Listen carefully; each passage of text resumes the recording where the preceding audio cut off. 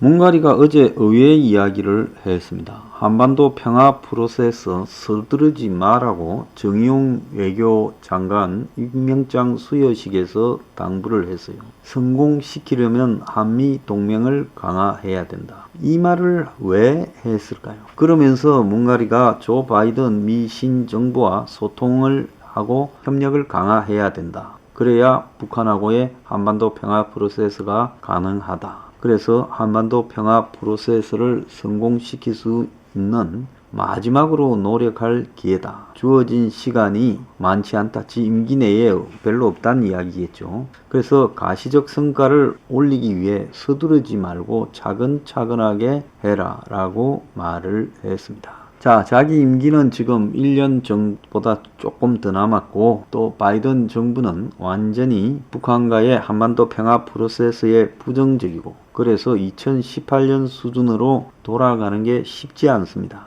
근데 청와대가 성과를 내려고 무리하게 지금 밀어붙이다가 미국하고의 관계가 더 악화될 수 있다라는 부분에 대해 문이 크게 우려를 했을 거라. 그래서 서두르지 말고 차근차근 접근을 해라. 이렇게 말을 했습니다. 그래서 조 바이든 미국 대통령이 한미일 삼각 협력을 중시하고 있고 북한의 이 비핵화 문제를 풀려고 하면 한미 간의 긴밀한 공조가 중요한데 공조가 우선되어야 된다. 자, 문이 이 말을 한 부분은요, 여러 차례 뒤로 두들겨 봤습니다. 미국하고의 관계에 대해서요.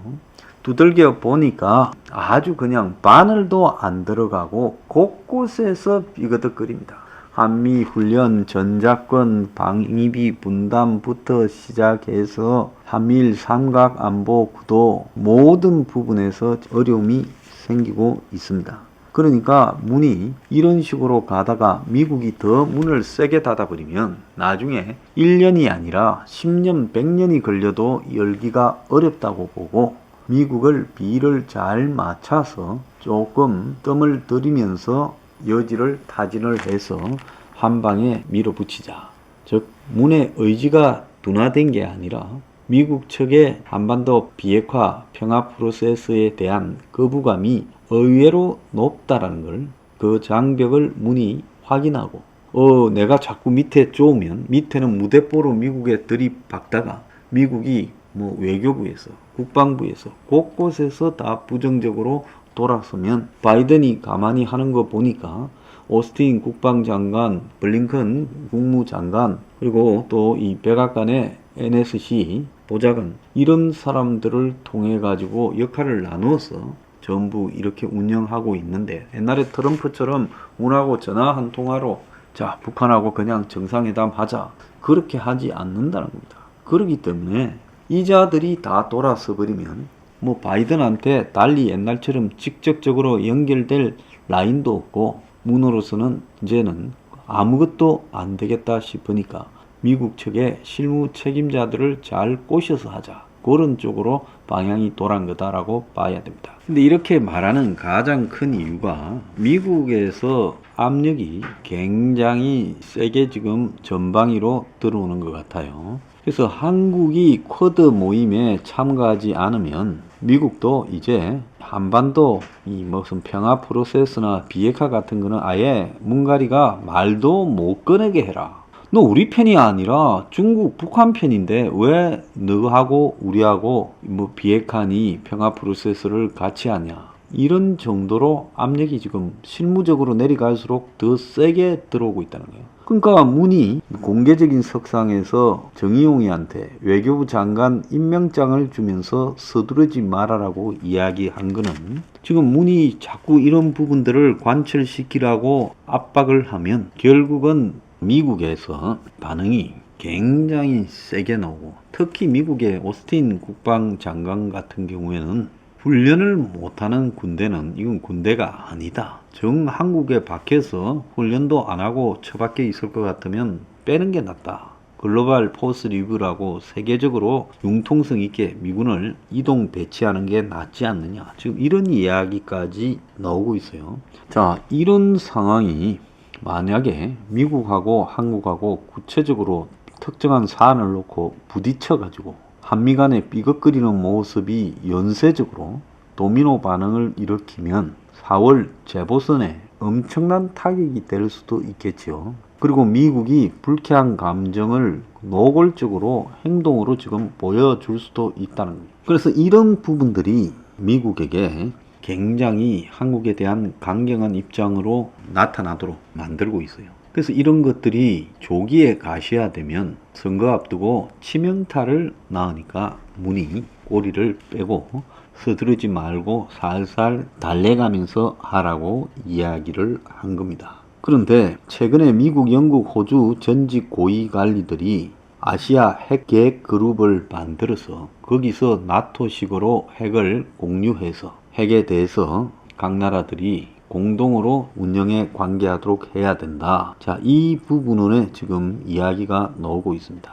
자, 그래서 조만간에 이런 이야기들이 일본 등에 전술 핵무기 미국이 갖다 놓는 부분으로 가시화될 수도 있어요. 그래서 지금 완전히 북한의 핵을 겨냥해서 동맹국들이 핵을 갖다 놓고 핵으로 맞대응하는 양상이 되어갈 수 있다는 거예요. 북한만 핵이 있고 근처에 핵이 없어요. 그러면 미국이 핵이 있지만은 괌 등에서 싣고 올라오면 시간도 걸리고 본토에서 싣고 올라오면 시간도 훨씬 더 걸릴 거예요. 그러면 이게 핵우산이라고 할 수 없으니 그야말로 핵우산을 제대로 만들어야 된다. 지금 이런 이야기까지 번져갈 수도 있다는 거예요. 그러니까 문이 일단은 이지 고잉, 즉 조용히 가는 게 낫겠다. 이렇게 지금 생각하는 걸로 보입니다. 자, 문가리가요, 오늘 보면 역대급 고용 위기에 대해서 비상대책을 신속히 강구하라 라고 언급을 했습니다. 지난 연휴에 거의 대부분의 신문에 1월달 취업 감소자가 100만 명쯤 육박하고 실업자도 150만을 넘어서는 등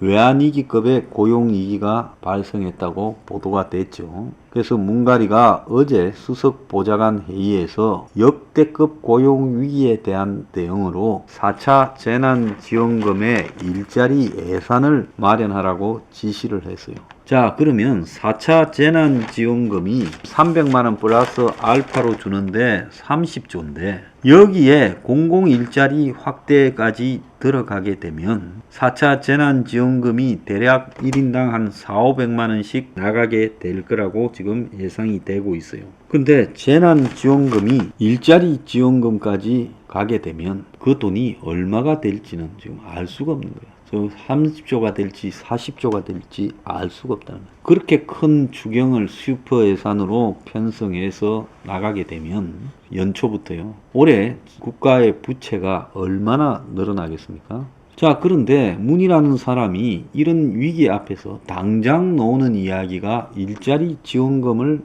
별도로 4차 재난지원금에서 보태어서 4차 추경으로 만들어내라. 자, 그러면 170조 들어서 하는 한국형 뉴딜은 뭡니까? 원래 한국형 뉴딜이라는 게 거기서 일자리를 만들어야 되는 거 아니에요? 그거는 코로나 핑계 대가지고 뉴딜이라고 하면 일자리 만드는 거 아닙니까? 그런데 코로나 핑계 대해서 그거 하면서 그거는 스마트 뉴딜, 그린 뉴딜로 재벌들하고 태양광 업체들 도와주고 풍력 업체들 도와주고 그 다음에 일자리 만드는 거는 그 필요도 없는 일회성 일자리 그냥 기계가 해도 되고 안 해도 그만이 일자리를 만드는데 또 그거를 갖다가 국가가 인위적으로 고용 수치를 개선한 것처럼 보이는 그런 부분들을 일시적으로 만들어 봤자 그게 도대체 무슨 도움이 되겠냐는 겁니다. 그래서 정권이 공공 부분에서 1분기에 90만 개 일자리 창출 계획을 진행하고 민간 일자리를 창출을 위해서